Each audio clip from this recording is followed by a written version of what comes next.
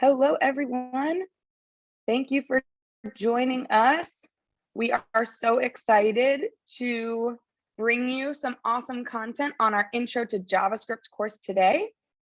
And Ryan, if you want to share those slides, since I know you're going to be kicking us off in just a minute as everyone starts hopping in. Awesome. I see lots of people. If you are, as you come in the room, if you would like to introduce yourself in the chat, you can just write your name, where you are, and maybe if you've used CodeHS before, if you're new to CodeHS. Awesome. Thank you, Gwendolyn. I see lots of awesome people coming in, and we're going to get started in just a few minutes. We're just going to give everyone a last second to hop in. And we have a jam-packed 2 hours for you. We're going to take a look at our Intro to JavaScript course, which was our first course that we launched at CodeHS, and it's only gotten better since then. I see lots of people writing in the chat. Thank you. We got a few more people joining us. All right, awesome. So we are going to get started, and just so that we can keep track of how many teachers are joining us for these different sessions that we're leading this summer, if you could click the attendance link that is going to get thrown into the chat while we're getting started. You're just going to click through so that we know our numbers here. You shouldn't have to enter very much information there just to get counted here. So awesome, Gary dropped that into the chat, that link, if you could click through that, and we'll get started in about 30 seconds.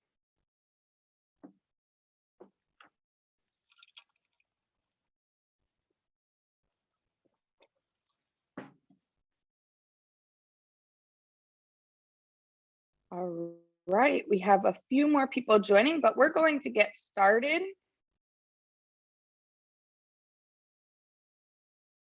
All right. So here with us today, I am Julia Trigo. I am working as a PD specialist this summer for CodeHS. I used to work for CodeHS on the curriculum team. You can head back, Ryan, for 1 sec. Thanks. And I currently am teaching in a high school in Northern Virginia, right outside the DC area. So I'm really excited to be here working with teachers this summer, taking a break from students after the crazy year that we had. And I'm really excited to show you all about the awesome things that we have going on at CodeHS. Today, leading our session is going to be Ryan Hart, who is our curriculum developer. One of our curriculum developers, he's working on this Intro to JavaScript course. So he's going to show you a lot of awesome ways that you can use this course and our CodeHS platform with your students. We also have Emily and Gary helping us on the back end. So we want to make sure we can listen, make sure that we can answer any of your questions that you have today. Make sure that you are leaving feeling that you came with the information that you were looking for. So with that in mind, we are going to use a parking lot document to keep track of our questions. So as you can see, as everyone started introducing themselves in the chat, that can blow up really quickly, and we want to make sure we don't lose anything. So if you have a question as we're going through our session, you can drop it right into this question parking lot, and the link is going to go right into the chat. So you can open that document and have it open on the side so that if something sparks your curiosity, you can type it right into that parking lot doc. And some of our main links are also at the top of that document so that you don't have to scroll back through the chat to find a link that we dropped in there. So we're going to really try to put our questions there so that they get answered quickly and thoroughly. In the chat is a little harder to keep track of. but we will be using the chat as Ryan goes through some lessons today on our Intro JavaScript course. All right. So if you don't have an account for CodeHS yet, that's okay. You can go to codehs.com/signup and you'll be able to sign up to get a teacher account. We are going to be using our CodeHS accounts today during our lesson. So it's a really good idea to have one of these. But if you would like to just sit in the background and just watch today and then sign up for an account later, that is totally up to you. So either way works. And if you already have an account, you can log right in now so that you are ready to go. So here we are going to use a demo course for our workshop today. So if you could open this link, which is the same way that your students enroll in your sections on CodeHS. That link is going to be in the chat right now. Awesome. And if you are asked for a code, the code that you'll need to enter is the last 5 digits of that URL. So 6ACA0. And I dropped that in the chat as well so that you know what you'll need to enter.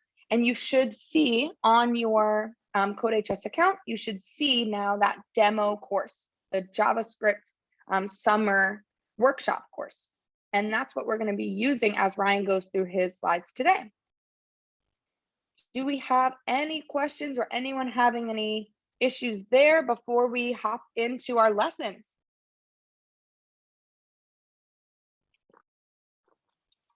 And reminder, as we're going through the lessons, you don't need to hold your questions to the end.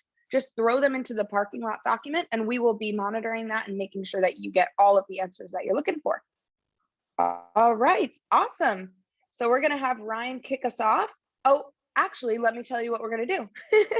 So right now, we just did our quick intro, got our account set up. Hopefully you are already in that demo section and we'll have that link go in again right before we're using that demo section.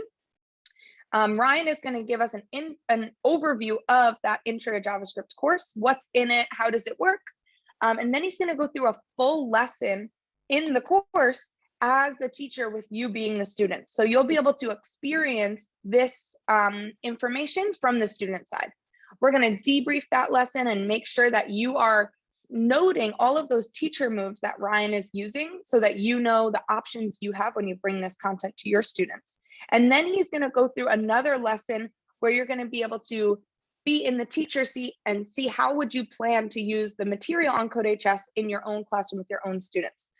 The most awesome part about CodeHS is that we are a company that understands every teacher is different and likes to use material in a different way. So we want to be able to have you make any of those choices for your own students. We're going to take a quick little break. That will be probably around 1:15-ish.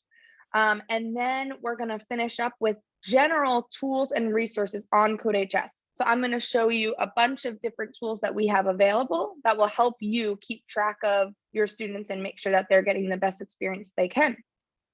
So just a reminder, as Ryan goes through his information, this is not a workshop for you to learn the actual JavaScript content.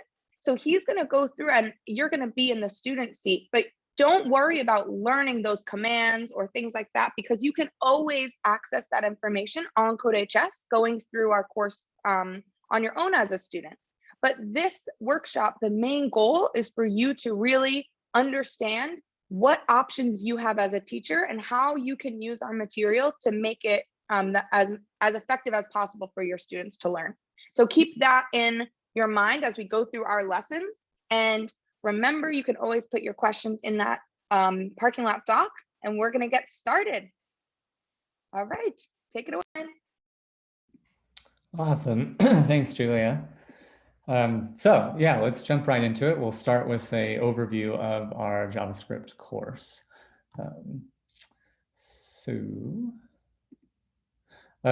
So our JavaScript is a full year high school course, so grades 9 through 12. We have multiple versions of this course to help you implement it in your specific setup. So everything from a semester version of the course to kind of our regular main course to a more honors level course that is slightly more advanced material. Students will learn the fundamentals of programming, as well as get into some of that technical side of actually programming with JavaScript. It is a visual, dynamic, and interactive course. So for example, our first module, which we'll talk about in a little bit, is our Intro with Carol. And so this is a simplified version of JavaScript to really focus on the commands and logic. And so here's an example of the program that students will be building near the end of that module. And they're using full logic. So there's loops and functions in there. And so they're actually developing, very interactive, engaging programs. At the end of the course, we have our classic Breakout Game. So they'll be building this from scratch. Everything from how the individual pieces move and interact with each other, and be able to customize with colors and different effects. And that's all using JavaScript. So there's a lot that students are doing here. Many of the lessons, I'd say most of the lessons, include a short video tutorial, check for understanding quizzes, example programs with preloaded code, programming exercises and projects. And you'll see this firsthand when we actually go through the lessons. So there's a lot of different ways to approach the material within a given lesson. And this course expects no knowledge of programming. So this is really an intro to programming and a great fundamental course for a student to learn programming. And it's entirely web-based, which is true for most of our CodeHS courses. So you don't need any additional software, plugins, etc. You just need a browser, internet connection, and everything will run through that. So it's good on like Chromebooks, for example. It's very accessible. All right, so the course structure. This is similar to all of our CodeHS courses. So the course is broken down into modules. So these modules are like the major topics. And then within each module, we have our lessons, which we'll be going through 2 of these today. And then within each lesson, we have activities. So these are the activities I mentioned: the video, the check for understanding quiz, example, and exercise. So all of our CodeHS courses will look very similar to that. So specifically the modules for our JavaScript course, we do start with the programming with Carol. That's an introduction to programming, again, in a simplified programming environment where you can really focus on logic and not get bogged down by a lot of the coding syntax. And then we jump into full JavaScript with everything from variables and arithmetic to graphics, and then control structures and functions. We do get into animation and games, ending in that final breakout. So that's our main course. Obviously, our semester course would be an abbreviated version of that. And then our honors course has some additional stuff as well. So they get into some other data structures, including lists and sets. And then there's some additional projects as well. That being said, we also have a lot of supplemental material. Because this is our original CodeHS course, we've had a lot of time to develop supplemental material. So everything from extra practice, like based on topic, to a midterm quiz, then a lot of additional like Kiro challenges, JavaScript challenges, and some other topics in there as well. So there's a lot of room to customize the course, fill out the course if you have more time, challenge students who are doing particularly well, or give some extra practice for those who would benefit from that. So of all our courses in CodeHS, this really has the most. Okay, so at this point, we're going to get into a couple of the lessons. So if you haven't already, be sure to enroll in our workshop section. This has some the workshop lessons. I also put in the full JavaScript golden course in there. And that will be available towards the end of this workshop. So I'm just going to give maybe one more minute just to make sure everyone is enrolled in this section. because you will need to be enrolled to be able to access the activities we're going to do. So I'll just wait maybe 30 seconds here.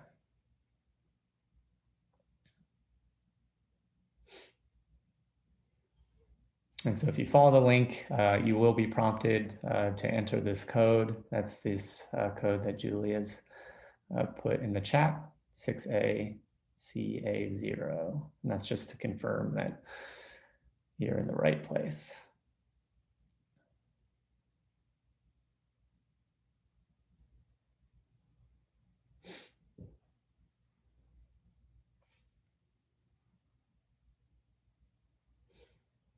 All right, so let's get into this. So for these sample lessons, we're going to work through one lesson together, and that's where I'm going to be acting as the teacher. You'll be my students. So we're going to kind of simulate what that lesson would look like. So you'll get to experience both the student side of things and see how I chose to implement it, and then we'll debrief and talk that through. And again, as Julia mentioned, this really isn't a coding bootcamp. So don't worry if you don't get everything. That's okay. This is really just to demo that. That being said, this is the first lesson in our Carol module, so this is very basic. So hopefully you can follow along, but no worries if not. And then we're going to look at one more lesson just to demonstrate another way to implement a CodeHS lesson. So we're not going to work through it as detailed. You're not going to do the activities. And this is going to be much later in the course. So in module 7, it'll be the first lesson where students learn about functions and parameters. So if you haven't programmed before, definitely don't expect you to understand all that we're going to see, just an example. But wanted to show this lesson further in the course and demonstrate a couple ways, different ways to implement the lesson. So we're going to look at a variety of ways. You'll have chances to debrief. We'll talk about doing some virtually, but in person as well. I know schools are slightly different. I think a lot are going to be in person in the fall, which is great. And most of what we're going to see today is accessible on the free plan. So you don't need to have the pro plan to access the content. Some of the resources that we're going to use, for example, the lesson plan specifically in the handouts, that is part of our pro package, which is really just, I think the pro is really in supporting the teacher really working in the class, when you have 30 students in a class, but all of our content, so course content, student-facing content is part of the free plan. So you'll be able to do all of that with your students on either plan. So there's really two goals, I think, in these lessons. One is to expose you to the activities and what the students would see. And then the other will be to think kind of pedagogically, that's a word. Yeah, different ways to implement it and engage the students. All right, so the first lesson. So I'm going to be a teacher, you're going to be students. This is our first lesson in Carol. All right, so we're going to start with a discussion. I hope that you participate. I'd love to see your guys' answers. There's no right or wrong answers. This is our first time through this, so don't worry about looking a certain way. I expect people to kind of different thoughts on this. So the first question I want us to think about here, in your own words, what is a computer? It may seem simple, but if you haven't verbalized it, it's not obvious. So what I'd like you to do is to pull up the chat in the Zoom meeting and go ahead and give it a shot. Again, no right or wrong answers. We're just kind of brainstorming here. So in your own words, what is a computer? I'll just read some of these out loud here. So something with a computer chip, thinking machine, performs a task, completes a goal, something that processes. Okay, so I see that. So input, processes, output, an electronic device that converts raw data into information, uses a program, sort of memory, great. Automates tasks, a processor, okay. Server or client, Nice.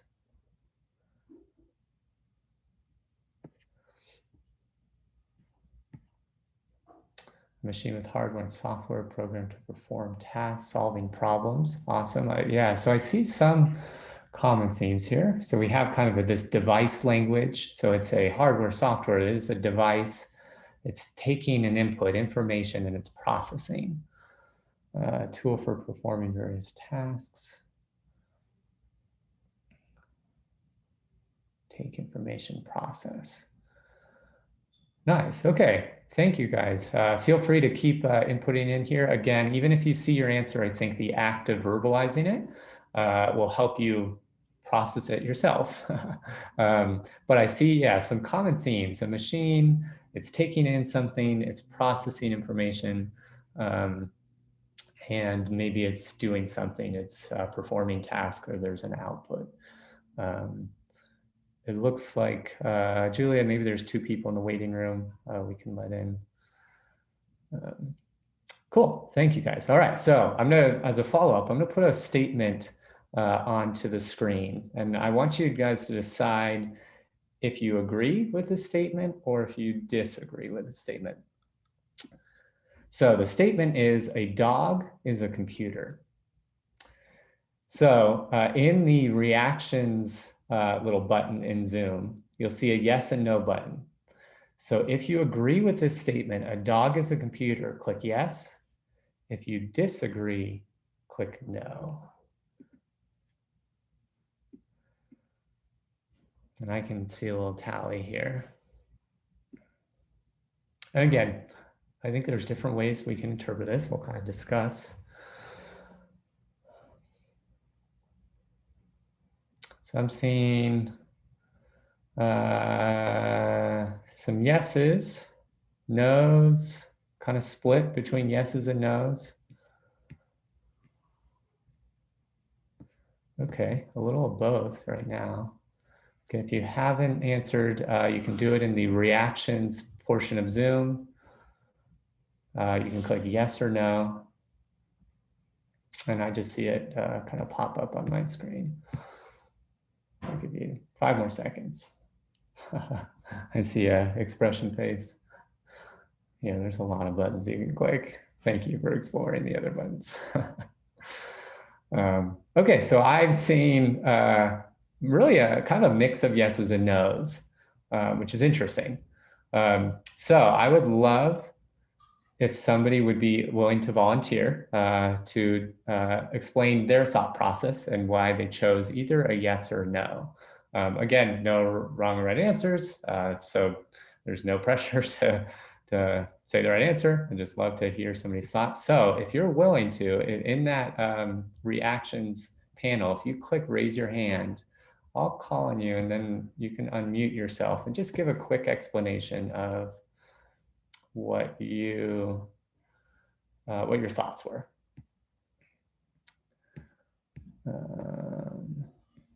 Let's see if you, yeah, raise hand.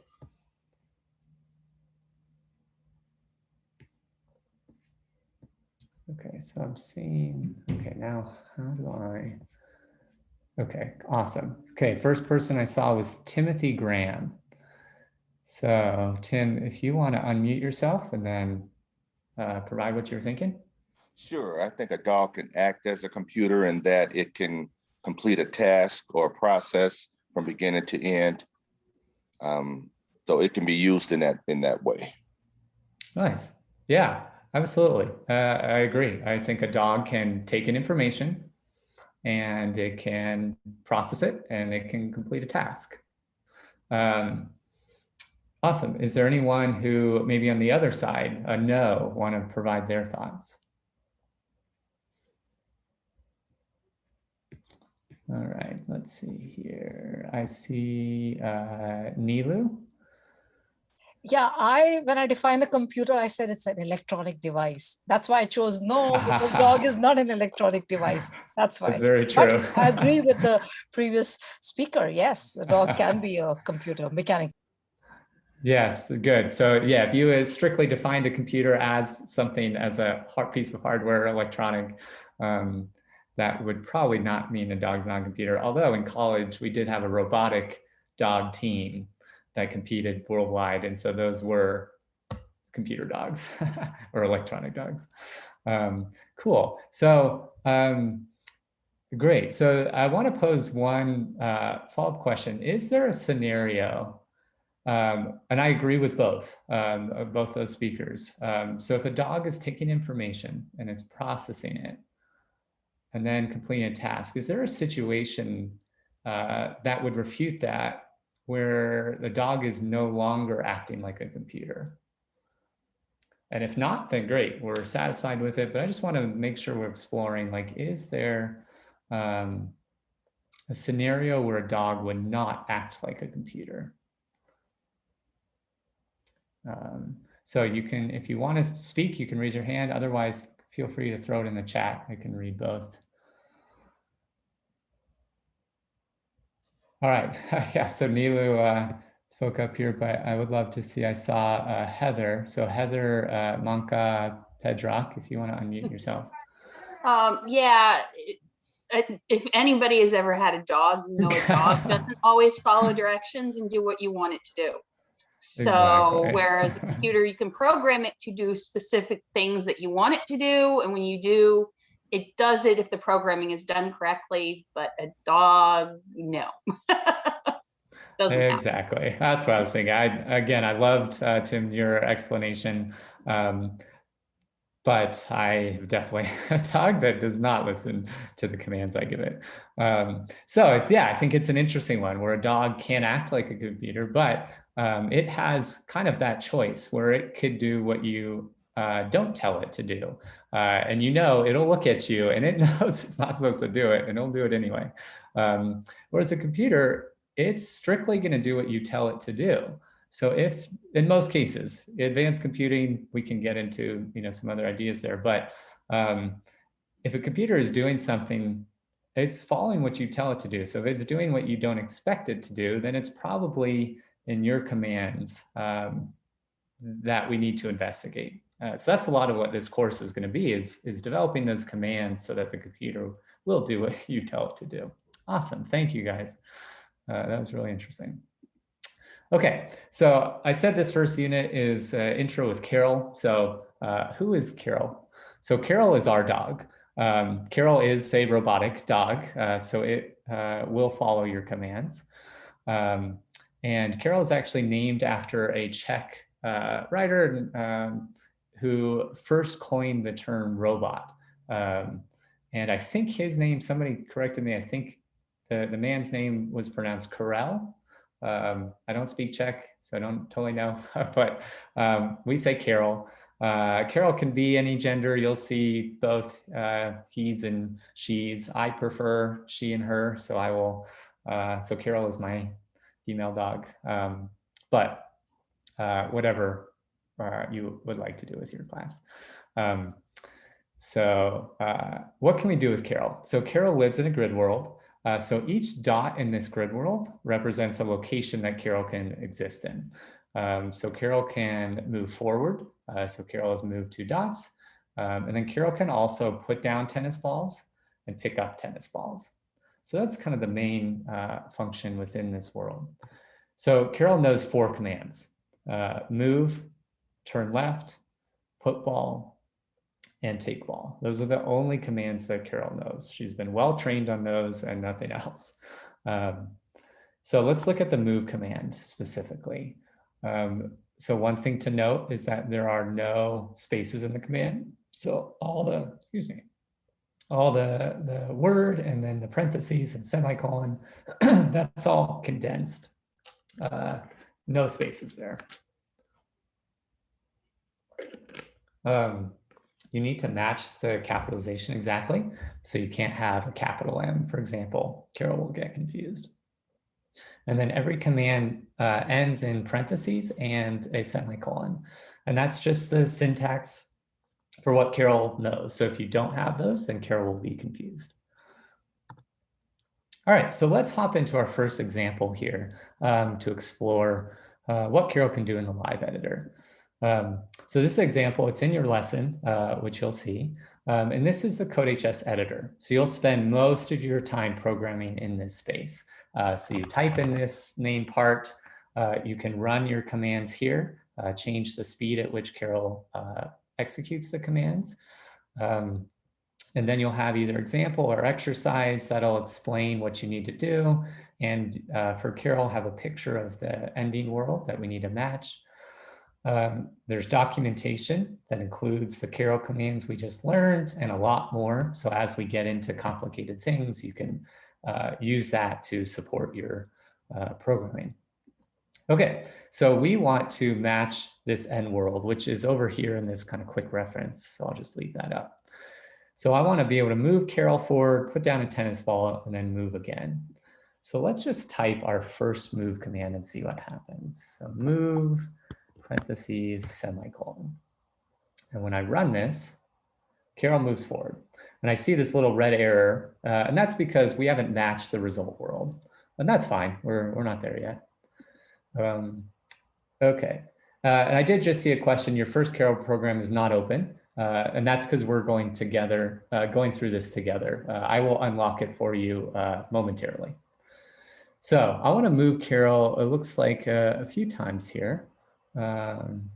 So let's do another move and run this. Okay, I got an error. You may have made a typo. Oh, I typed, okay. So I typed move instead of move. So if I add a O there and now run it, okay, Carol moves. All right, so this is a great example. You will always gonna have typos. Doesn't matter if you're starting out or if you're a professional software developer, there are going to be typos. So just get used to it. We're gonna develop techniques in this class of how you debug problems and find these typos and errors, but it's a normal thing. It's gonna happen. Okay, so I've moved Carol now 2 places. And so it looks like I wanna put a tennis ball in this location. So I'm gonna use that put ball command. So put ball, let's run this. Nope, okay, another error. You made a typo. Okay, so I put ball, okay, so capitalization. So as you'll see with Carol, when you have 2 words in a command, so turn left, put ball, take ball, the second word needs to be capitalized, and that's what Carol understands here. So if I capitalize that and run that, now Carol has put the ball. And you'll actually notice here, when I did this, did it flag it? Oh, when I originally typed it, we saw a little red there. That was an indicator that there was a command that Carol wasn't recognizing. I saw that out of the corner of my eye. All right, so we're putting ball, and now I just need to move Carol 1, 2 more places. So let's go move, parentheses. Okay, yeah, so you saw the red pop up, and so that's until I completed the command, it didn't like that. So that just is an indicator that, okay, and now when I run this, awesome. And now I got feedback, great, we did it. So this, our world now matches the ending world. Cool. So we're gonna be doing a lot of Carol programming, but this is just a simple first example. Okay, so now it's gonna be your turn. So if you're not there yet, in your CodeHS page, go to My Sections, and then click on your section called the 2021 Summer JS PD section. So My Sections, 2021 Summer JS PD section. And again, your material is locked right now, and I'm gonna unlock it. So once you've opened up this section, in the first module, which is called Workshop Lessons, I want you to open the first lesson. And then I'm gonna have you complete the Check for Understanding quiz, which is just a few simple questions. This isn't part of your grade. This is really just to see if you understand what we're doing. And then I'm gonna have you, I would like you to complete the last 2 exercises, your first Carol program and short stack on your own. And so I'm gonna give you time to do that. So it's locked right now, so I'm gonna unlock it. And as an aside, kind of teacher hat now, So I've used what the tool CodeHS calls access controls to lock the program. And this helps me prevent students from working ahead and kind of doing stuff before I want them to. So this is a pro tool. Control flow like that is a pro tool. So I'm just going to unlock this, make this available. So everyone now should refresh their page. So if you're on your section and you see your assignments, refresh the page. If you're on that quiz, refresh the page. And you should be able to now click on these items. So start with the quiz. And then you can click submit, and that'll bring you to the example we just did. And then you can click continue and do then the next two exercises, your first Carol program and short stack. So we're going to give you, yeah, maybe 5-10 minutes or so. I might have to cut you short just for workshop sake so we can make sure we have time to debrief. But at least have some time now to work through it.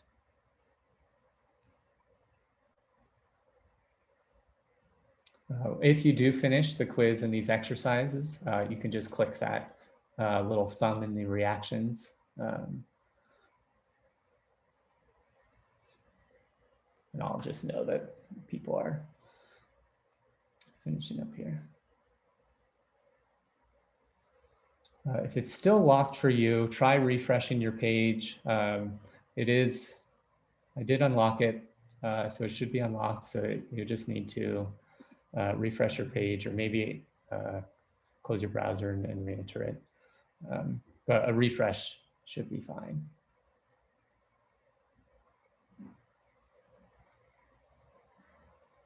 And this is the first lesson of workshop lessons. The other lesson is still locked, so you won't be able to get into the functions lesson yet, or any of the other actual course modules. Those are all locked as well.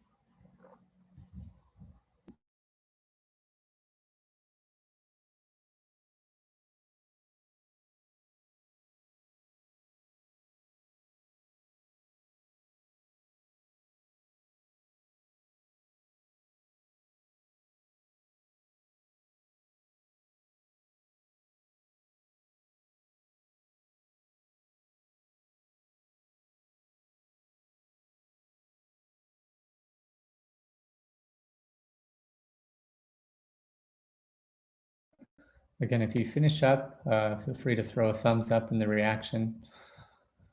But we'll give you guys, again, another handful of minutes here.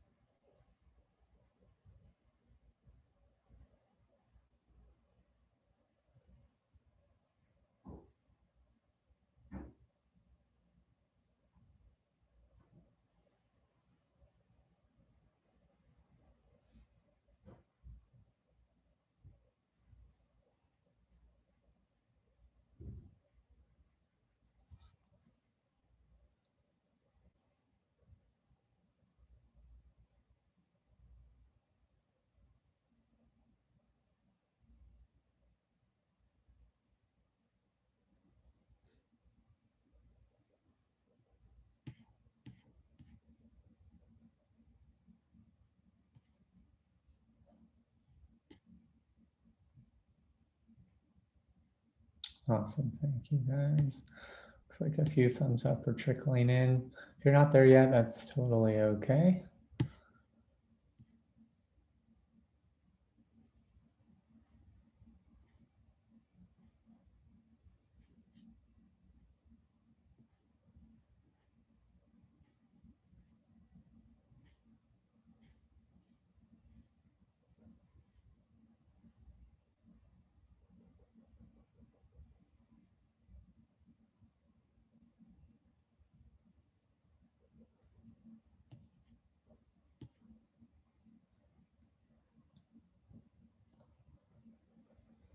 Cool. We'll give 3 more minutes. We'll hit the 45 mark. And if you do finish, feel free to take a little break. But we'll say at the 45 mark. So 3 minutes, we'll move forward.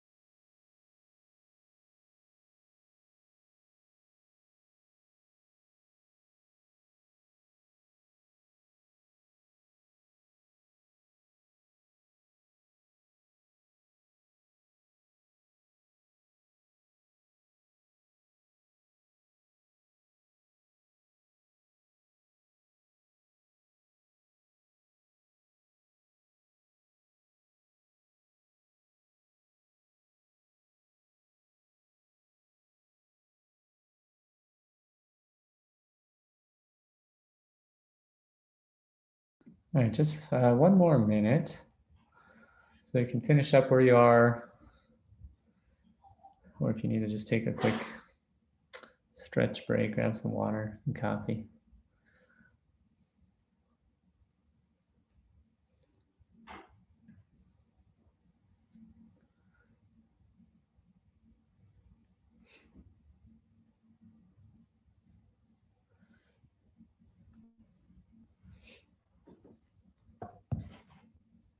All right, awesome, cool. So let's follow up here.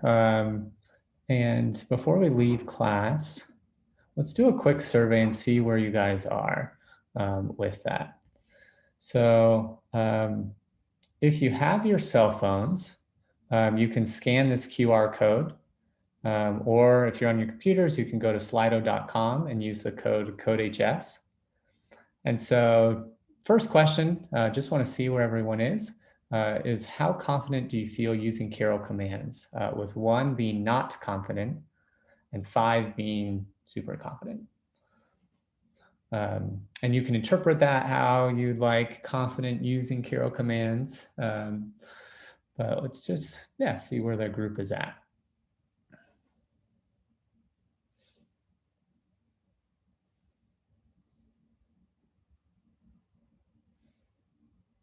And again, this is a first lesson in Carol, so seeing a lot of 5s, 4s, 3s, that's great. 2s, that's okay. we're gonna spend a lot of time with Carol. So you're gonna be Carol experts. But great to see people are good with these commands.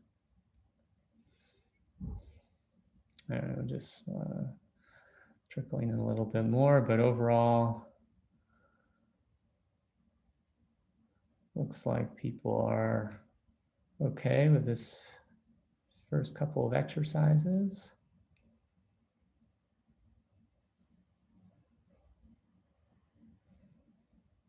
All right, awesome. I'll move forward. You can still log in and vote. We have one more question. So the next question here.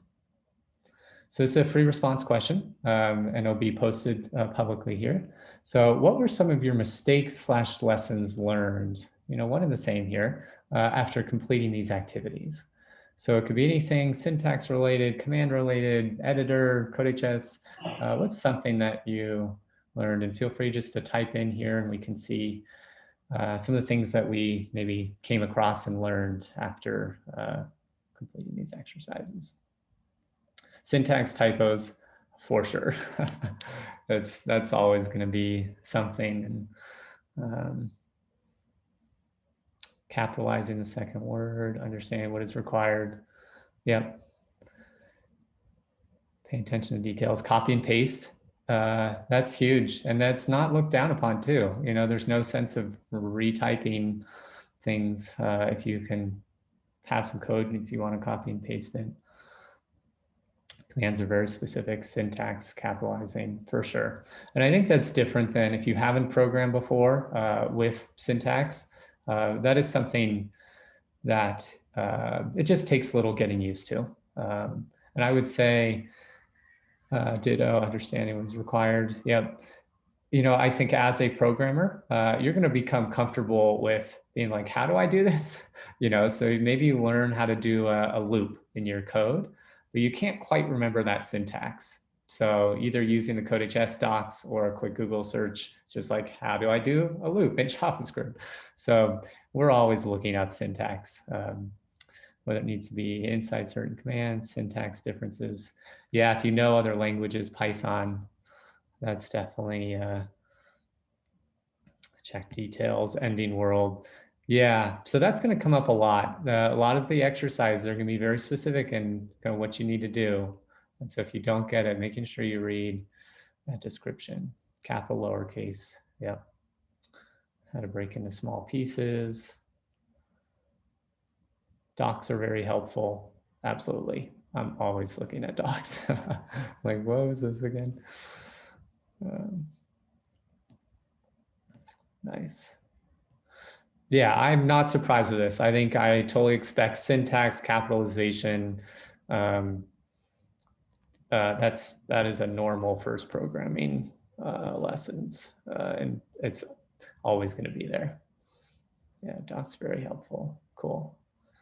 Awesome. Thank you, guys. Okay, so for homework tonight, I would like you to complete this worksheet. It's just a few scenarios of what we'd like Carol to do. And I'll pull this up here.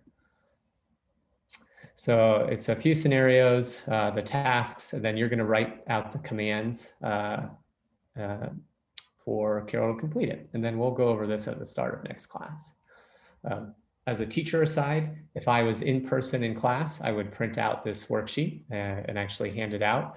Or you can actually, because all of our handouts are on Google Docs, you can actually go file, make a copy, and then have it in your own Google Drive folder. You can share it out if you use Google Classroom or an LMS, and then students could make their own copies and then type in their responses as well. Handouts can be a great offline activity, both in class and out of class. So I think I would often print them out, but you could also give both options to students if they want to type their responses as well. So we're not going to do that right now, but that would be your homework for next class. All right, so lesson over, lesson complete. So now let's kind of put on your teacher hats and think through some of the techniques we used to implement this lesson. And there's a lot of different ways to do this. We'll do one more that uses slightly different ideas. But starting with the video. So I did not have you guys watch the video. I used the CodeHS slides and taught through them myself. And I actually really added them to my own presentation. But if you have a presentation and you want to just access those slides, you can do that and then put them into your presentation. But alternatively, you could have students watch the video by themselves, whether in class or flipped as homework. Or you could watch the video together as a class and then discuss and pause and discuss. The examples usually start with code written in it already, but I deleted the code and I worked through it together so that I could demo typos and the logic and how to use the editor. I thought that was very important for this first example. You could also have it as a self-paced exploration with a worksheet, maybe asking guided questions so they have to click through the code and kind of explore on their own. You could add errors to the example beforehand, and so then students have to debug it, find all the bugs, the typos, etc. Or you could have them explore with a partner, again, maybe with some guided questions. Examples, they can be something students just click through, but I think there's a lot you can really do with examples and doing like group work and discussions. Because it's not an exercise where you expect them to type it themselves, there's just a lot of room you can explore with the examples, and some are simpler than others. For the exercises, I did have you guys complete them individually. Again, I wanted you first time through it to explore on your own, to really get your hands in there, but obviously you could complete them in small groups or in pairs as well. And I think mixing it up is often a good option there.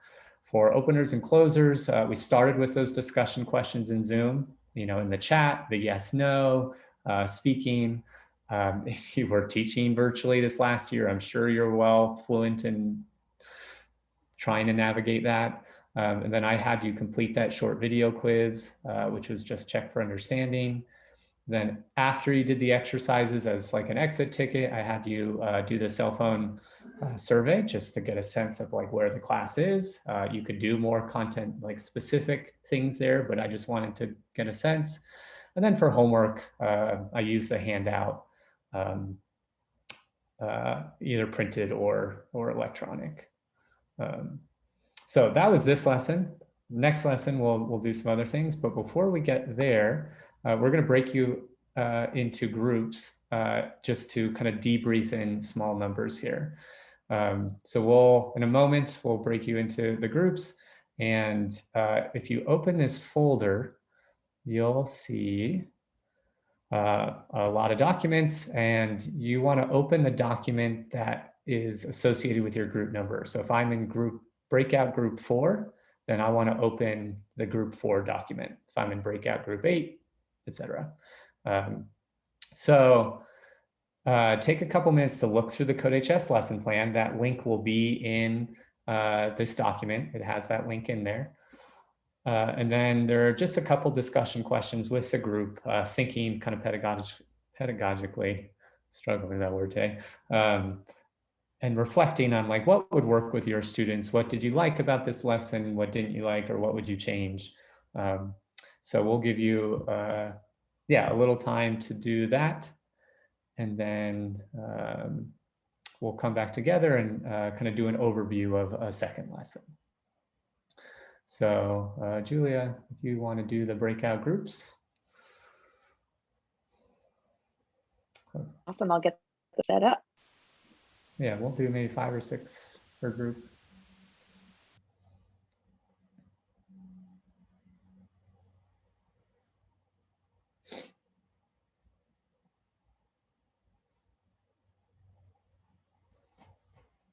Again, feel free if you have questions, use that parking lot doc. You can type your questions in there, and we will address those as they come up.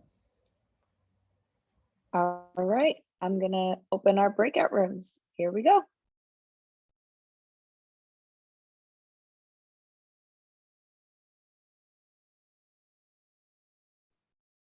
And just a reminder, you'll have to click join to get into your room. We'll see you in a little bit.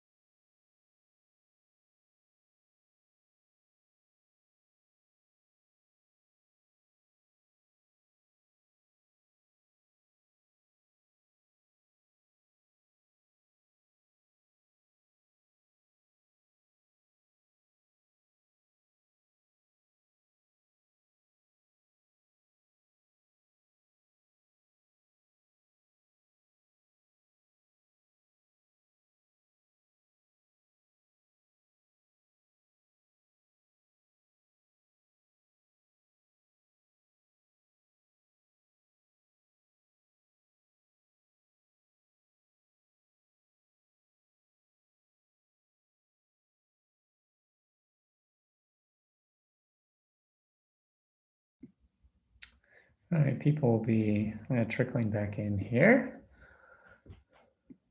It's getting all on.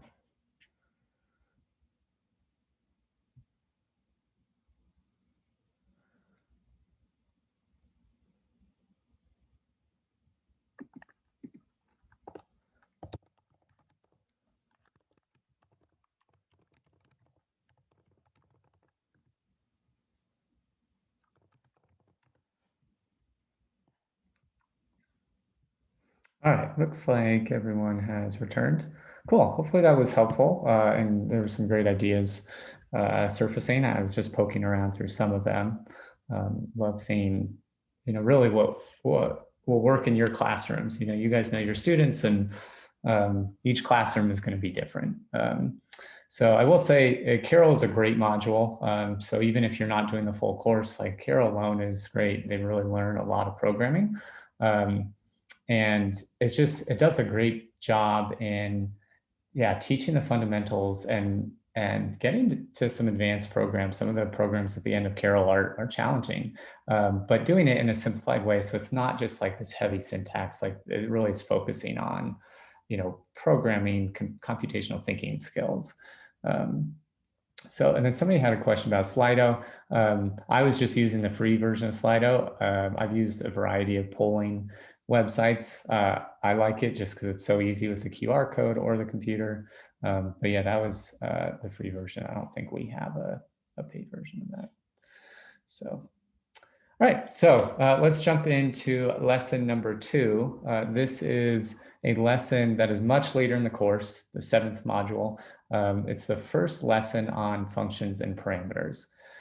So I definitely don't expect people to understand the code that we're going to see in the example. We're just going to talk through how I would implement it. So you're not actually going to work through the exercise in this case. So it's just another chance to kind of discuss techniques. But it's okay if you don't totally understand the code that we're going to see. So what I would do for this lesson is I would actually have students watch the video for homework. So do a flip classroom style, and then come into class having already watched it and taken notes on it. So that would be the assignment coming in. You could add that check for understanding quiz in there as well, or you could start class with that. And then for the example, instead of starting blank like we did last time, I would actually go in before class started and just add some errors in here. And so then we would work together as a class to debug it. Also great to do individually or with pairs. I like debugging in pairs. I think individually can be frustrating sometimes. So having a pair or doing it as a class is fun, but it can be fun as like a challenge or like a speed at like who can find them. That's kind of fun too. So while we're not going to do it, I am curious for those who maybe have had some JavaScript experience or just based on that first lesson, can you identify the errors in this code? If you want to type them in the chat, that'd be great. And let's just see if people can see. There's a few errors in here. Let's see if people can find them. Okay, great. So Maria identified a missing semicolon in line 3. Yep, that's correct.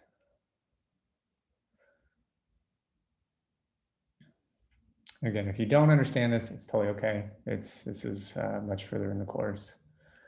Line 10, no 3 but variable. Awesome. Yeah, so line 10, so this is a function. We want to actually use the variable x, because we're going to be calling this function double number. Up here, we're calling the function, and so we're sending in a 5, a 12, a 3. So we want actually a variable in this definition of the function, and that variable would be x because we're going to use it. So that would be an error. Good. Christine pointed out that, and also line 10, so this section right here is defining a function in contrast to calling a function. So these are all function calls, kind of similar to the Carol commands. You're just kind of calling those commands. And then here's actually defining it. But in order to do that, you need to write the word function before double number, and that tells JavaScript you're kind of right here, actually, function start, and that's defining the function. So yeah, so line 10 is 2 errors, function, and then you'd want to use the variable x. Is there any work moving away 4 bars? Craig, good question about consts and lets. For our purposes, there's really not much difference. So we're just using bars throughout the course, or vars. I always say bar, but I think it's vars. Good, and there's one other error. I'll just 10 more seconds. If you can identify, there's one other error in here. You've got all the other ones though.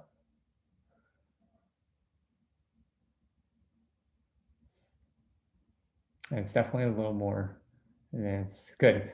Capital L, line 12, an error. Yeah, so line 12, print line, good question. The L doesn't actually need to be capitalized. So this is a function that we've built into JavaScript. We have a teaching library that, again, simplifies a little of the JavaScript language. So print line, that is actually as written, which you wouldn't know. That's okay. But we don't want to print the variable y here. That was way up here. And actually, that would result in an error. Because this function is doubling the number, we actually want to print double x, because that's the variable that is computing and storing the 2 times that number. So we want to actually print double x. So when I call these functions in this, we're actually going to print that value. Yeah. Again, I wouldn't expect you to know it, but having gone through the video, that would be enough for students to kind of debug this as a group. So I would then also come as a next step, I would ask students in their own browsers to define a new function and call it. And this new function would be add 10, where it's going to take in a number and then add 10 to it. So just really an extension, same logic, so they can kind of duplicate what they see, but instead of 2 times, it'd be 10 plus, a variable. And for the students who are doing well, I would have an extension and ask them to define a function called add numbers. So that when you call the function, you're actually going to have 2 parameters, and then that function would add them together. That's not something that the video covered, I believe. And so that would be an extension that they would have to figure out. So I would only maybe ask the advanced students or students who are doing well. So a chance to kind of differentiate there a little bit. But a great example to talk about calling versus defining, kind of normalize, again, debugging and do that as a fun activity. So after that, I would have students work in pairs on the next 2 exercises. Pairs is great because it's just, I think it helps, students can learn off each other. It helps with debugging. One can control, one can kind of provide feedback. So if you're in person, you could have 2 students working on one computer, or you could just have them sitting next to each other, working on it together. If you're virtual, we actually have a collaborate feature where students can work on the same program together, kind of like a Google Doc. And I'll just demo that really quick. So in the sandbox, so sandbox up here, we can create a function, any sort of program, and then collaborate and share a collaborate link with people. So I shared this with Julia, so there's Julia in here, and you can see as she types, go ahead and type again, her name is tagged. And so I can also, be typing in here as well. So maybe I'm Ryan's function. So she'd be able to see this as she's typing. So this is a great way, to work together. And so you could copy and paste an exercise into it, have them work together, and then they could copy it back into their exercise. And I don't believe, somebody asked if it's a pro feature. I don't believe it's pro. I'm like 80% confident on that one. Julia or anyone else has an answer there. No, it's too pro. It's free. Okay, so it is, Gary confirmed it is free, which is what I thought. So this was one of the most requested features we had last year, especially with virtual environments. And it's awesome. You can have multiple people in here working together. You could also, if you had a virtual class, do a example where maybe you're typing and they can watch you type, or you could say, hey, Julia, like complete this function, and then you could watch her type it live. So it is a really neat functionality. So just want to demonstrate that. That's in the sandbox, which is just a kind of, it's an IDE outside of a course, so you can create your own programs in there. Cool, so that would be the exercises. Collaborative programming. So as a kind of exit ticket or final exercise in here, I would have them complete this free response exercise. And what's cool about this exercise is not actually part of the CodeHS course. As teachers, free and pro, you can create your own activities super easily. So in under 3 minutes, I created this free response exercise that has just some reflection questions about functions, calling versus defining, etc., that I wanted them to answer. And from their perspective, it doesn't look any different than the CodeHS exercise. So they wouldn't know that it's unique or not. It's just another exercise. So I definitely recommend it. You know, I think if you're new to CodeHS, new teacher, the lesson is great. But as you get a little more experience, or you want to add like warm-up tickets, exit tickets, reflection, quizzes, projects, challenge exercises, it's super easy to add your own activities to the course and customize. So you can totally customize the CodeHS like template course or default course. And honestly, this is one of my favorite features as a past teacher. This is one of my favorite features in the platform, because I like to customize and like depending on your students to be able to ask reflection questions. So super easy to do within the kind of assignments page in your section.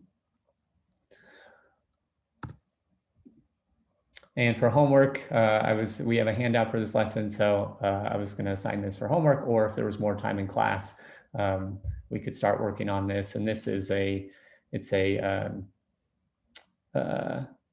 worksheet where they have to define functions that allows you to repeat code or call the function multiple times without having to like repeat the same steps in your code. So it's an efficiency thing, doing the hokey pokey, you know, where there's a lot of repetitive commands.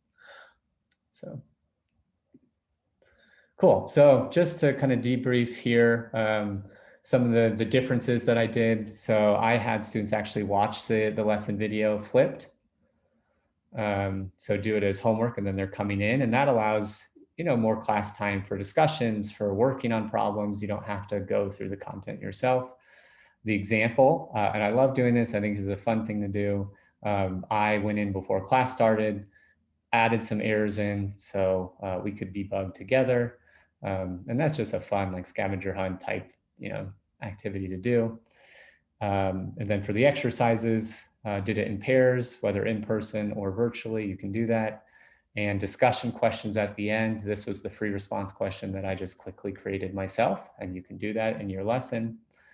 And then for homework, the handout. So slightly different than that first lesson. You can see kind of the differences and when you might use one or the other, and it's great to have that variance. So just to kind of finish things up on my end, we're going to have another breakout session, slightly different questions around what we've seen here. So if you can open this folder again, you're going to open up the same document according to your breakout group, your new breakout group. And there is a PDF of this functions lesson. So if you have Pro, you can print out the lessons as well. So if you'd like to have that in paper, so you can read through that PDF and then just take some minutes to talk about the discussion questions with your group. And then we will rejoin. And the last bit will be Julia just going over some of the teacher tools and resources within CodeHS. So Julie, if you want to do the breakout groups, and then we can call you guys back. Awesome. Yeah, the breakout rooms are started, and I have you with other teachers that you weren't with for the first one, so you can chat with a more diverse group. And we will come all back together at 1:30 to start our teacher tool session. So chat with your group, and if you have any extra time, you can take a little break, and we'll be back together at 1:30. All right, here we go.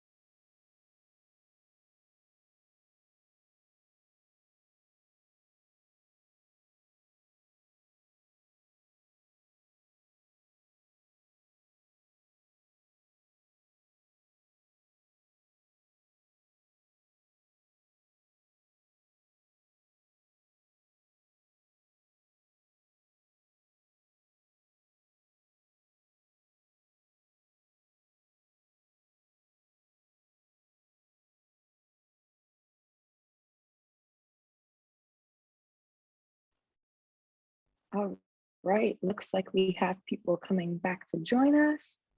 We're just gonna wait until everyone is back in.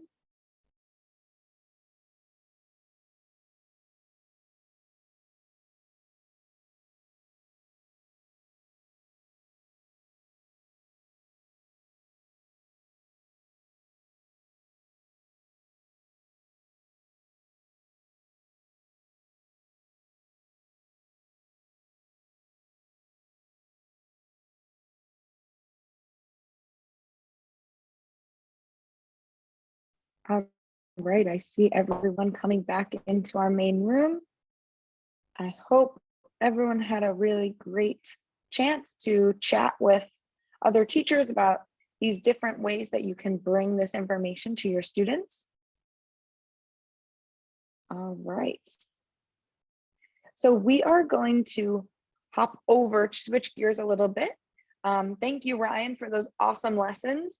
I think they were really informative and showed a lot of really, really good ways that you can use both the information on CodeHS as well as different tools available to you to engage your students in this content. So we are going to take a look at some of the specific tools that we have on CodeHS that will make your life a little bit easier as you are in that teacher role. So you are going to get access to this slide deck.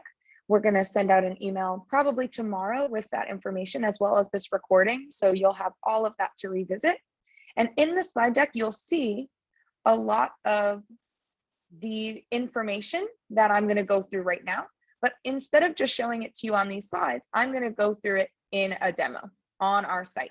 So just a reminder, all of this information will be available for you on those slides. But let's hop over to CodeHS. So when you first log in to the site, and I am going to do kind of a high level overview here. Of course, this is the first time I'm chatting, and now my little puppy is wanting some attention. So sorry if you hear him in the background. So I am going to go through some of those tools at a high level. And if you want any more information, if you're like, that's really cool, but I don't know how you got there, I don't remember how you access that, put it into the parking lot, because it's really easy for all of us, my whole team, to send some links to you so you can get more information about each of these tools and how to use them. So when you first log into CodeHS, we are going to see a page very similar to this. You will probably have the section that we were working on today, our JS section, as well as any of those other courses that you have taught or used this year. So, okay, so if you click into your section, you will, and I have clearly a lot of bookmarks up here, a lot of tabs open because I don't want us to waste any time for anything loading. So if we click right into our demo section, it will bring us to this page, and you'll be able to see if you have students in this section, you'll see all of your students listed and you'll see some information. But if you don't have any students, this will just be empty. So here's our demo where we have some students, we have some information, and the students would use this code the same way that you did to join our demo section today. Students would use this link and this code to join your class, and they would populate here into your roster tab. So there's some really cool features that we can see on this roster tab. And the first one is this announcement. This is new for me. This is a new announcement, a new tool that we have. And if you click announcements, it will open this page where you're able to write an announcement that will show for all of your students. So I know through my year teaching where I had to communicate a lot using email, I learned how bad my students are at email. A lot of them are really not responsive or don't check it as often as I would like them to. So this is a really good way for you to give information to your students to make sure that they are getting exactly what you need. All right, if we head back to our main page, that was the announcements. We also have this conversation section. So if you want to just check in with a student, maybe your student was absent, you want to make sure, ask them if they need some extra help or come see you at lunch, we can click on this conversation right on the student's name, and it will open this section where you can just send a message to the student separate from any part of the class. So we've always had the option for you to chat with a student on a certain exercise, but if you want to just have a chat with them separate from an exercise, separate from a part of the lesson, you can do that here with the conversations. And the last piece of information that I want to show you on this page is this attendance tab. So this is a really awesome way for you to make sure that you know what students are logging on and when and how long they're working. So if we click on that attendance, you'll see that we have it will populate the time that they first logged in, their most recent time, the total time they spent on the site. You can also look at the attendance weekly.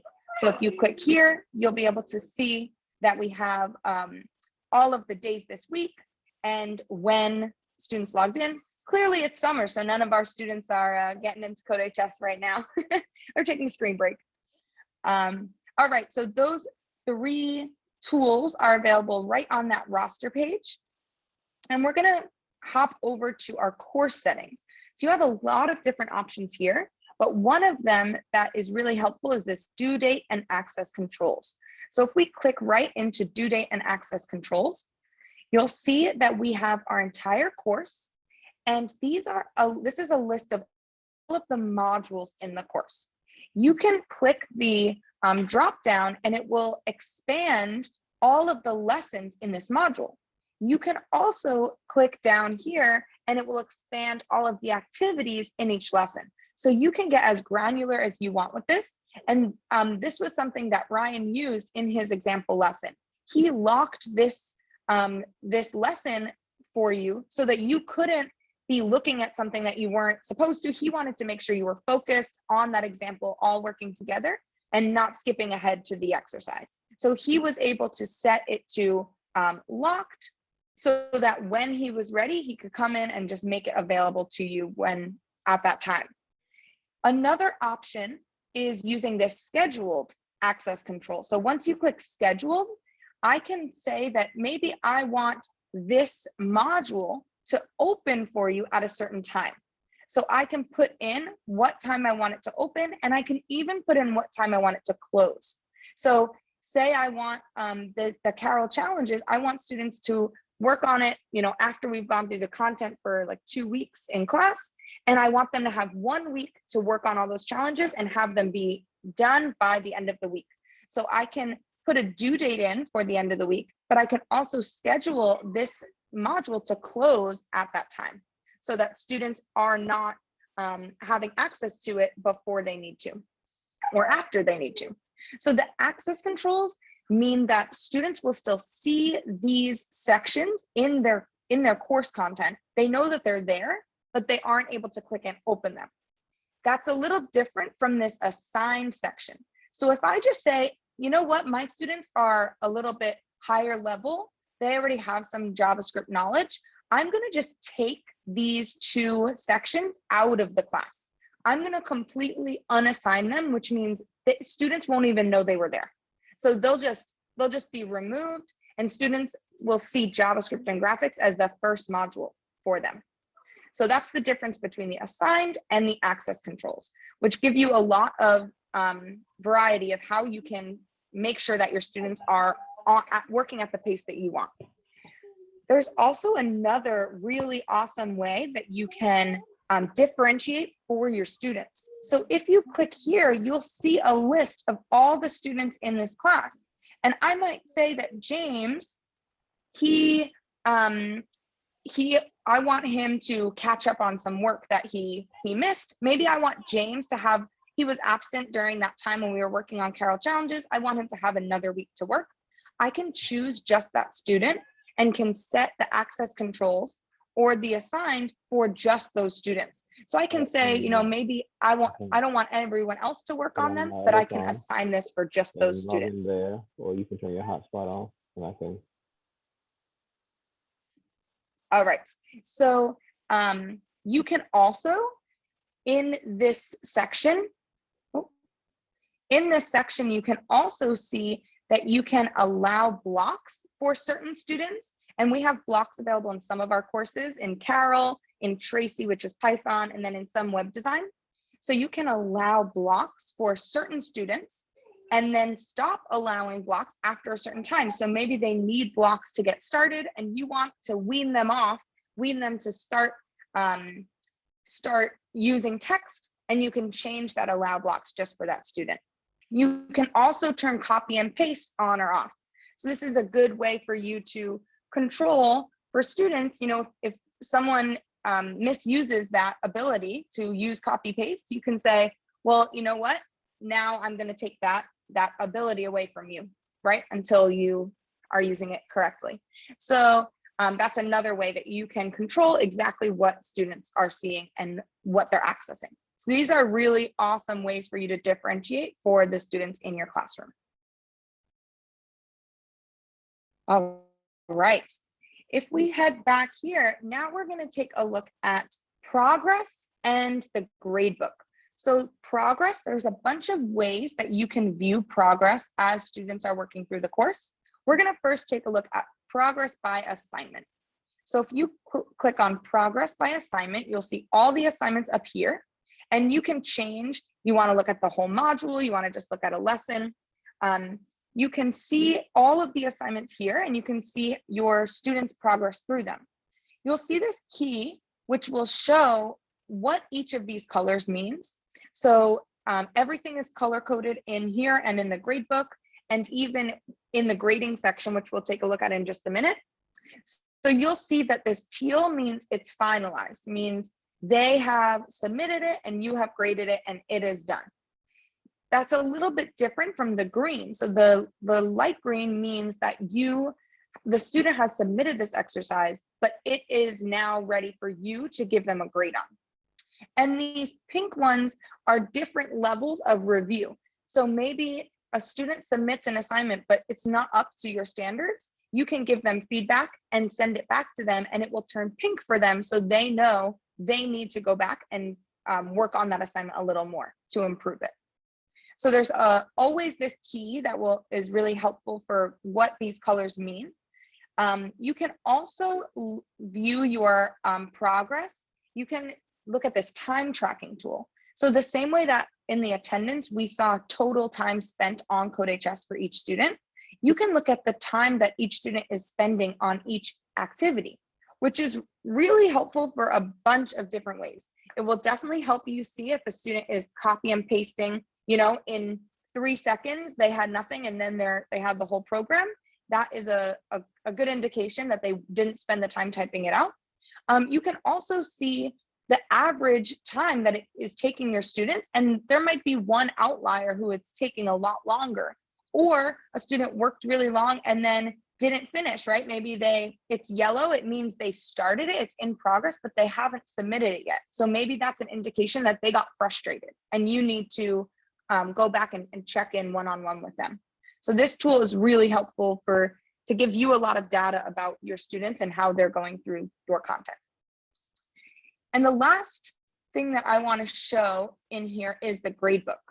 So we looked at 2 of those progress sections. Now we're going to go into this gradebook section. And in the gradebook, this will have the actual scores that you have given or that the auto grader has given to your students. And there's a lot of information here, but you might say, well, I don't really want to give a student 10 points every time they just watch a video, right? So you can go into this configure and select which types of activities should be in that gradebook. Which do you want to count? And you have a lot of options here about how to configure the gradebook so that it is giving you exactly what you want it to be. So take a look at those tools there. All right. Now we're going to move over to review. And you might notice a lot of these tabs up here are similar to the ones that you can find on your left-hand bar. So the review up here is code review on the left-hand bar. So you can click either of those to go in, and this is where you're going to actually grade and review your students' work. So you're going to see a bunch of information here.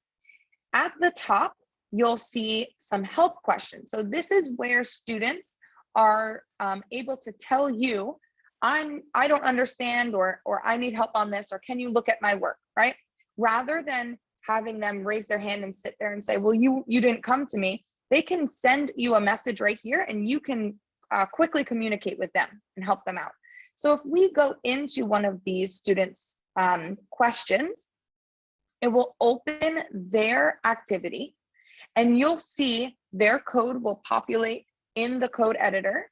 And you are actually able to test if you're like, well, I know it's not working, but is this how I need to fix it, right? Maybe they needed to put another move command here. You can type into their code and run their code, and you are able to test and debug that for yourself without the student seeing your changes. So you're not going to be editing the student's code. They're still going to see what they had, but you can make changes so that you can see, is this where the error is? And figure that out that way. And once you find it, you can go over to more and conversation. And this is where that student's question is going to pop up. So this is where they said, you know, I don't understand. So I can say, you may have missed a move command on line 8. And I can even be more specific. A really cool tool, you can copy and paste some of the student's code in here. And if you just copy and paste it, it will just come up like this. But if you highlight that code and click on the little computer, it will pop up for the student as commands, which will make it a lot easier for them to be able to understand what you're talking about and where their mistake is. So that's a really awesome tool that I love. So that's going to be in the more conversation. So similar to how I showed you the conversations earlier with a student that's separate from an exercise, here you can communicate with a student back and forth specifically about an activity. All right, then we are going to go back to code review. And here I see I have a bunch. So this, at the top, these are the students who actually sent me a message like, I need help. At the bottom, these are the students who just submitted work, right? And they're saying, I'm ready for you to grade this. So we have two ways that you can grade student assignments. We can click on grade mode or on fast grade. So grade mode is a free feature. Any teacher can use this. So let's open grade mode and see how we are going to be grading student work this way. And this is why I had all those tabs open. Don't want us to have to be waiting. No more submissions to grade. All right, let's go back here. I think I can show you that here. Something got messed up with my demo. But if we go to grade, this is gonna look very similar. If you're in grade mode, this is what you're gonna see. So you'll see the student's work. Right now, they haven't submitted it. I can grade it whenever I want. I can say, well, you know, time's up, you didn't submit it, I'm just gonna grade what you have. Or once the student does click submit, this banner will just go away. So you can give the student full credit and say, you're all good, give them a 0, provide them feedback, give them a partial credit score. Maybe I say you forgot some comments, and I can mark it as needs work. And you'll see this needs work, we'll submit it back to them so that they can make those changes. If I want to say you forgot to add comments, but sorry, you don't have time for another chance, I can just mark it as finalized and say you got that 3 out of 6. I do want to show you the fast grade, but I see our time is coming up and it looks like my demo section is telling me I don't have any more things. I graded everything, I guess. So that fast grade is a really awesome pro feature that I suggest you check out. It makes grading a bunch of submissions really quickly, really easy and quick. The last thing I want to show you, let's go over here. I'm going to go to resources, or I can go to my section. And once I'm in that class, you'll have a resources button at the top. And this will show you for this course, all of the resources that are available. And like we had said throughout, lesson plans and handouts for the entire course are a pro feature, but you'll be able to access the first 5 lesson resources for free. So a lot of free teachers look at the lesson plans and look at the handouts for those first 5 and then use them as models for the rest of the course if they're unable to get a pro account. But this is a really nice way to see all of these different resources that you have available. So for the video, you can view go right into the editor and view that. You have the solutions for any quiz or any exercise. Problem guides are the solution with some additional information. So some frequently asked questions. Why are we having students do this problem? What is the motivation there? And some of our content also has a little textbook section as well. And you can view the full lesson plan for this lesson right here directly. If you are clicking resources the other way, so if we click resources right over here, you'll see it a little bit different. So just want to show you both so that you're not, oh, hold on. Maybe I have the other one open. So this is our layout this way. If we just click resources on the side, I just want to show you so you're not confused. You might see this kind of a layout as well. And here you can easily switch to your different courses if you are teaching multiple. Here are the other options. You have your handouts, your problem guides, your lesson plans. 2 things I want to point out here is that your syllabus is also provided. So we have a syllabus for each version of our course. So someone also had noted JavaScript. There are a bunch of different versions. Some are semester long, some are for more advanced students. They include more higher level concepts. So you can find all those syllabi right here in our resources section. This first week resources is also an awesome spot to go if you're like, I don't want to just jump right into content. What things does CodeHS suggest starting with? And those solution references are going to be found right here as well. Solution references are free for everyone. So if you are like, well, I don't know what the solution is going to be to this problem, you can just skip through, you're the teacher. Once you're verified and we know that you are a teacher and not a student looking for the answers, you'll be able to get all of those solutions right here. All right. The last thing I just want to point you to, I'm not going to spend too much time on. If you are looking, you're like, okay, I like this JavaScript course, but there's other courses that I want to teach, or I want to know what else you have available. We have so many course options. So if you head up to My Courses and you click View Course Catalog, this will bring you to all of the course offerings that we have.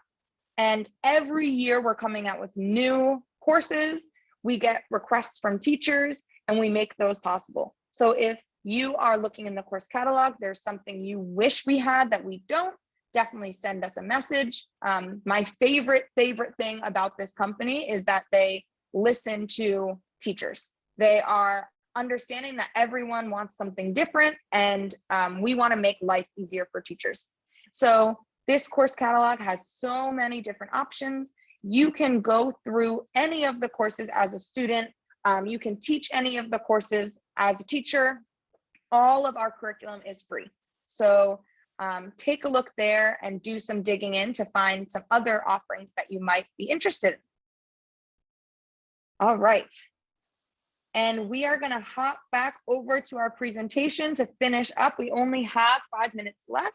So we do have all of those things that I just showed you, and I know it was a whirlwind. If you need more information on any of those tools, definitely put it in the parking lot. I see that the chat has been blowing up, but I have been ignoring it. So thank you to all of my team for handling that. If you have been teaching CodeHS for a while, or you are really passionate about our content, we have a CodeHS certified educator program. So we can you can check that out. Ask us in the parking lot if you want more information about that program. to get started on your CodeHS certified educator journey. We also have a really active Facebook group that we can drop the link there into the chat. If you just search CodeHS educators, you can find that as well. We have a bunch more free CodeHS workshops for the rest of the year. So if you really liked this and you want to learn about some of our other courses, we also have an experienced CodeHS teacher workshop. So if you are like, I've been teaching for a year, but I know there's so many cool things that I don't know about yet, that's a really good workshop to check out. And we are pretty active on all of our social media platforms, so find us there. And we feature teachers there all the time. All right, so if you could fill out our survey for today's session, that would be really, really helpful. All of your feedback, we look through and make our changes so that we know that our workshops are giving you the information that you need. So that link is in the chat, and it's also going to be on the top of the parking lot document. All of these links are found there as well if you need to reference them. And someone had asked earlier about getting a certificate for being here today.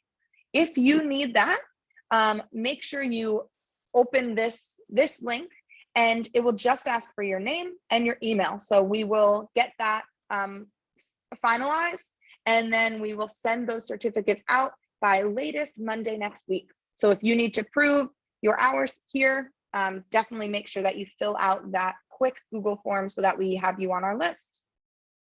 All right, and thank you everyone for joining us. Awesome participation. I love seeing all of these tools and seeing the different ways that teachers are going to use them in their classroom. So thank you for joining us. You will be receiving this recording and the slide deck in your email by the end of the week. And have a great summer, everyone. Hopefully we'll see you at another workshop. Bye. Thank you. Take care. Thank you for everything.